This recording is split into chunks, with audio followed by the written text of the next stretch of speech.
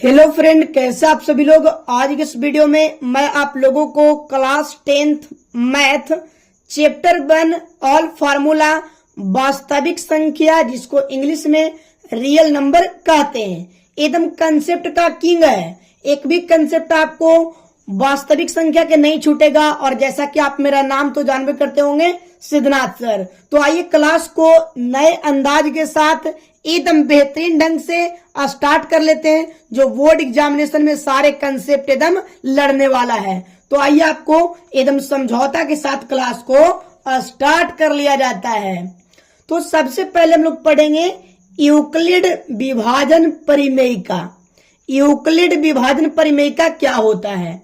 तो आप अगर भागा पढ़े होंगे बच्चेपन में तो कैसे पढ़े होंगे, देखिए इसको हम लोग भाज्य कहते हैं, इसको भागफल कहते हैं, ठीक है जी। और इसको हम लोग भाजक कहते हैं और इसको शेषफल कहते हैं। भाज्य को हम लोग ए लिखते हैं, भागफल को क्यू लिखते हैं, शेषफल को आर लिखते हैं और भाजक को वी लिखते हैं। जिससे हम लोग का एक फार्मूला निकल करके आता है कि एल्गोरिथम बराबर यानी ए बराबर बी क्यू प्लस आर। यही फार्मूला इस डायग्राम से निकल करके आता है कि ए बराबर बी क्यू प्लस आर। किसका फार्मूला होता है जी, तो एल्गोरिथम का यानी यूक्लिड विभाजन परिमेयिका का यह सूत्र होता है ए बराबर बी क्यू प्लस आर। आइए हम आपको समझा देते हैं एग्जाम्पल से, ठीक है जी। एग्जाम्पल देकर के हम आपको समझा देते हैं कि अगर आपको 3 से भागा देना है 10 में, कितना में जी 10 में भागा देना है। 3 तिया के 9 बटा यहाँ पे बचेगा आपको कितना, 10 में से 9 जाएगा 1 बचेगा। ये आपका हो गया भागफल, ये आपका हो गया शेषफल, ये आपका हो गया भाजक और बीच वाला जो आपका 10 है वो हो गया भाज्य। तो आप अच्छे से फार्मूला पर बैठा सकते हैं और अच्छे से आप सॉल्यूशन कर सकते हैं। तो आपको अच्छा से ये समझ में आ गया होगा। अब हम आपको दिखाते हैं दूसरा नंबर में आपको क्या दिया हुआ है, जो आप देखिएगा एकदम बेहतरीन ढंग से, ठीक है जी। दो संख्या के गुणनफल यानी दो संख्या के गुणनफल होता है मसा गुने लसा। दो संख्या के गुणनफल क्या होता है, मसा गुने लसा। तो दो संख्या कहने का मतलब कि एक होगा पहली संख्या और दूसरा होगा दूसरी संख्या। तो यहां से हम लोग का 6 फार्मूला निकल करके आया, 5 फार्मूला निकल करके आया कि दो संख्या के गुणनफल बराबर मसा गुने लसा होता है, ठीक है। तो पहली संख्या अगर आपसे पूछ दिया जाए तो मसा गुने लसा बटा दूसरी संख्या। अगर दूसरी संख्या पूछ दिया जाए तो मसा गुने लसा बटा पहली संख्या। मसा पूछ दिया जाए तो पहली संख्या गुने दूसरी संख्या बटा लसा। अगर लसा पूछ दिया जाए तो पहली संख्या गुने दूसरी संख्या बटा मसा, ठीक है जी। तो यहां से आप लोग एक एग्जाम्पल के तौर पर क्वेश्चन बना सकते हैं। देखिए हम आपको एक एग्जाम्पल देते हैं कि अगर आपको मसा, ठीक है जी, यानी आपको मसा दे दिया है कितना 40 और लसा दे दिया है आपको क्वेश्चन में 10 और यहाँ पे आपको पहली संख्या आपको दे दिया है यहाँ पे 20 और दूसरी संख्या आपको निकालने कहता है। कौन संख्या, दूसरी संख्या। तो आप अच्छे से फार्मूला बैठाइएगा कि दूसरी संख्या का फार्मूला क्या होता है जी। तो पहले थी मसा गुने लसा, मसा अगुने क्या होगा लसा, अब बटा क्या हो जाएगा पहली संख्या। क्या हो जाएगा जी, पहली संख्या, ठीक है, पहली संख्या। तो यहाँ पे देखिए आपको एग्जाम्पल से समझा रहे हैं कि मसा कितना है 40, गुना लसा कितना है 10, अब बटा पहली संख्या है 20। तो काटिए 20 दूनी के कितना होगा 40, 2 बार में कट गया और यहाँ पे 2 गुना 10 कितना हो जाएगा 20। इस क्वेश्चन का आंसर हो जाएगा। तो इस टाइप से आपको मसा लसा का क्वेश्चन बोर्ड एग्जाम में आएगा, ठीक है जी। अब यहाँ पे देखिए आगे हम लोग देखेंगे यहाँ पे शांत और अशांत का शर्त। क्या देखेंगे, शांत होने का शर्त कि शांत हम लोग कब कहेंगे और अशांत कब कहेंगे। तो देखिए शांत होने का शर्त है p बटा 2 के पावर n गुना 5 के पावर m, यानी 2 और 5 छोड़ के कोई अंक एंट्री करेगा तो वह अशांत होगा और 2 और 5 केवल रहेगा तो शांत होगा। तो आइए हम आपको एग्जाम्पल से समझा देते हैं। शांत का शर्त याद रखिएगा, p बटा 2 के पावर n गुना 5 के पावर m। तो आइए हम आपको एग्जाम्पल देते हैं, ठीक है जी।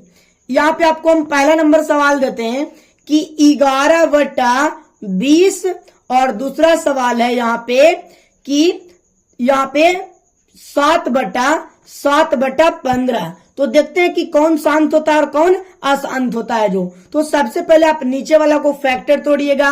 तो हम लोग 20 को फैक्टर तोड़ेंगे तो कितना हो जाएगा, 2 से 10, 2 से 5, 2 यहाँ पे 5 से 1।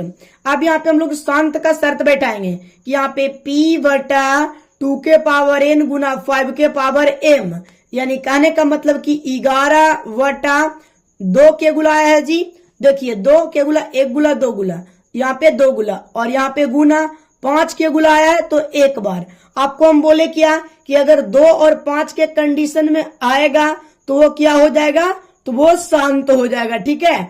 वो क्या हो जाएगा, शांत हो जाएगा। अब यहाँ पे देखिए अशांत चेक करने के लिए क्या होना चाहिए, 15 को आप फैक्टर तोड़िए, ठीक है। तो 15 को आप फैक्टर तोड़िएगा तो 3 से लगेगा 5 बार में, 5 से लगेगा 1 बार में। तो यहाँ पे हम लोग लिख सकते हैं 7 बटा, यहाँ पे लिख सकते हैं 2 के पावर 0, 3 के पावर 1 गुना 5 के पावर 1। तो मैंने आपको बोला कि अगर 2 और 5 के अलावा कोई भी अंक एंट्री करता है तो वो क्या होता है जी, तो होता है अशांत। तो आपको पता है कि एंट्री कौन किया है, तो एंट्री यहाँ पे 3 कर गया है, इसी के वजह से क्या हो गया, अशांत, ठीक है जी। तो आपको शांत और अशांत का कंसेप्ट बहुत अच्छा से समझ में आ ही गया होगा। तो हम लोग आगे बढ़ते हैं, ठीक है जी, आगे बढ़ते हैं। आगे हम लोग का एकदम ऑब्जेक्टिव टाइप से बहुत अच्छा सवाल लेकर आए हैं जो बोर्ड एग्जामिनेशन में हर बार पूछता है। सबसे छोटा सम संख्या, सबसे छोटा सम संख्या होता है 2। कितना होगा जी, सबसे छोटा सम संख्या कितना होता है, 2 होता है।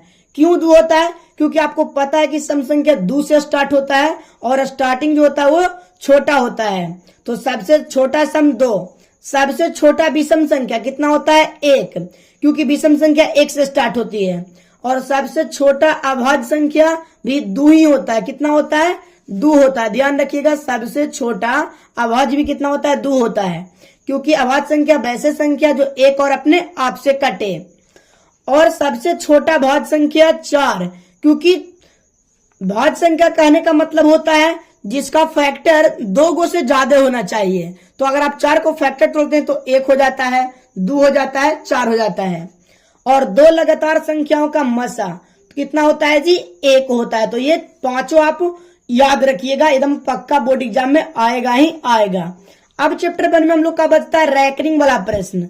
ये भी रैकरिंग वाला बहुत बार पूछता है, रैकरिंग वाला प्रश्न ये भी बहुत बार एग्जाम में ऑब्जेक्टिव में बहुत ज्यादा पूछता है कि 0.4 पर रैकरिंग है। रैकरिंग को हम लोग हिंदी में बार भी कहते हैं, WAR, ठीक है जी।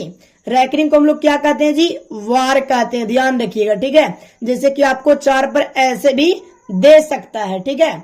चलिए तो ध्यान दीजिए कि अगर यहाँ पे रैकरिंग दिया हुआ है तो इसको चुटकी में सॉल्व कैसे करें। तो सबसे पहले 4 दिया हुआ है तो लिख दीजिए, और रैकरिंग के बदला 9 पड़ता है तो आपका बन गया 4 बटा 9 आंसर। यहाँ पे अगर 4 के जगह पर 7 भी रहता, 7 बटा 9 आंसर। 6 रहता, 6 बटा 9 आंसर, ठीक है जी। और यहाँ पे देखिए इसको कैसे बनाइएगा, तो सबसे पहले आप जो भी अंक दिया हुआ उसको लिख दीजिएगा 46। इसमें थोड़ा कंसेप्ट चेंज है, इस पर 6 पर रैकरिंग है, ठीक है जी। तो 46 लिख दिए, जिस पर रैकरिंग नहीं रहेगा उसको घटा दीजिएगा, ठीक है। 4 पर रैकरिंग है तो घटा देते हैं। अब बटा रैकरिंग के बदला 9 पड़ता है, नहीं रैकरिंग रहता है तो 0 पड़ता है।